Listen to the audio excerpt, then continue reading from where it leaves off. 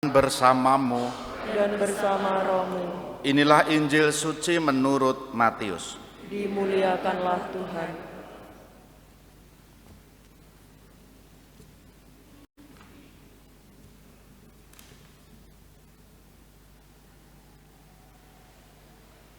Pada suatu hari,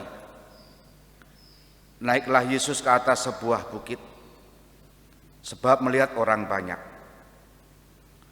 Setelah ia duduk, datanglah para murid kepadanya.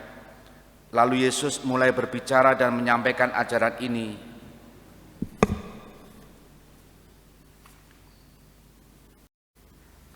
Saya ulangi. Injil Matius. Dalam khotbah di bukit, Yesus berkata, "Kalian ini garam dunia. Jika garam menjadi tawar, dengan apa dapat diasinkan?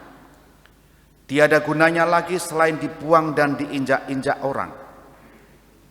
Kalian ini cahaya dunia. Kota yang terletak di atas gunung tak mungkin tersembunyi. Lagi pula, orang tidak menyalakan pelita lalu meletakkannya di bawah gantang, melainkan di atas kaki tian, sehingga menerangi semua orang di rumah. Demikianlah, hendaknya cahayamu bersinar di depan orang, agar mereka melihat perbuatanmu yang baik dan memuliakan Bapamu di surga." Demikianlah sabda Tuhan. Terpujilah Kristus. Rasanya tadi aneh jebule keliru. Hari Senin yang saya baca. Saudari-saudari dikasih Tuhan, hari ini kita diteguhkan, diingatkan kembali sabda Yesus yang pendek tetapi menantang bagi kita. Kita ini disebutnya bukan seperti, bukan seolah-olah, bukan sebagai semacam, tapi identik, yakni kamu adalah garam, kamu adalah terang. Itu artinya jati diri kita ketika Yesus bersabda seperti itu, ya memang kita ini garam dan memang ini kita cahaya. Maka pertanyaannya adalah, apakah kita sungguh menjadi garam? Sudah menjadi garam, berjuang menjadi garam. Garam itu kan sedikit ya, kalau masak banyak itu kan bikin darah tinggi ya. Cahaya pun juga kalau terlalu terang itu juga akan menyilaukan mata. Barangkali rumusan yang boleh saya pakai adalah secukupnya, ugah hari, tidak lebih dan tidak kurang. Kita akan kehilangan keasinan kita, akan kehilangan keterangan kita jika kita gagal berbuat baik. Karena Yesus tadi dalam kalimat terakhir setelah menegaskan bahwa kamu adalah garam, kamu adalah cahaya, Yesus selalu bersabda begini, "Demikianlah hendaknya cahayamu bersinar di depan orang, agar mereka melihat perbuatanmu yang baik." Maka kita akan kehilangan jati diri sebagai garam dan cahaya kalau kita tidak sanggup berbuat baik di sekitar kita. Memang berbuat baik itu tidak selalu mudah. Bahkan perbuatan baik yang kita lakukan, yang kita yakin itu baik, belum tentu dan tidak sepenuhnya diterima oleh orang lain. Betul tak? Seringkali kita mengatakan, maksudku kui ngono, maksudku kui apik, kui lak maksudmu. Lah orang lain yang menangkap belum tentu setuju, belum tentu menerima. Maka belum menjadi lebih baik lagi kalau belum ditambahi kata benar. Baik dan benar.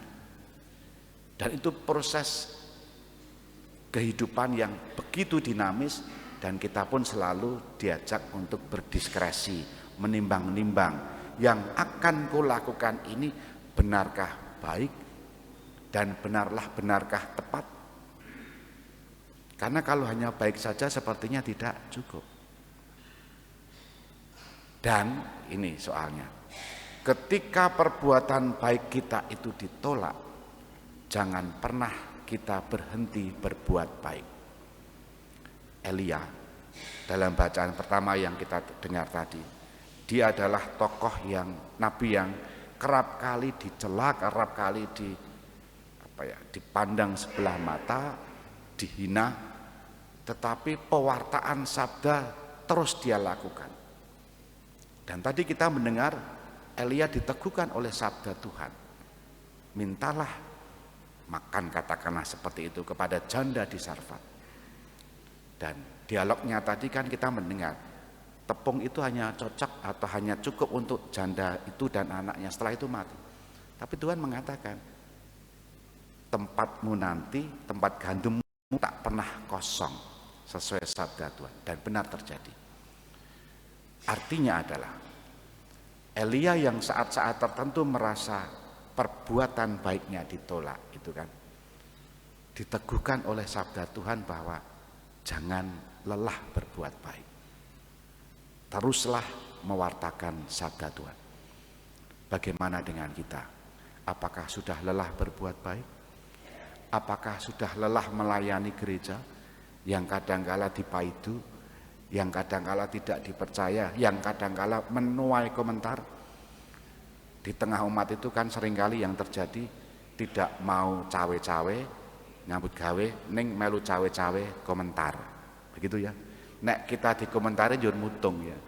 Wes dudu aku wae rasa. Angkat tangan atau menyerah. Tuhan memanggil Anda, kita semua, saya dan Anda, untuk terus berbuat baik dalam pelayanan dan hidup bersama bagi siapapun. Kita hening sejenak.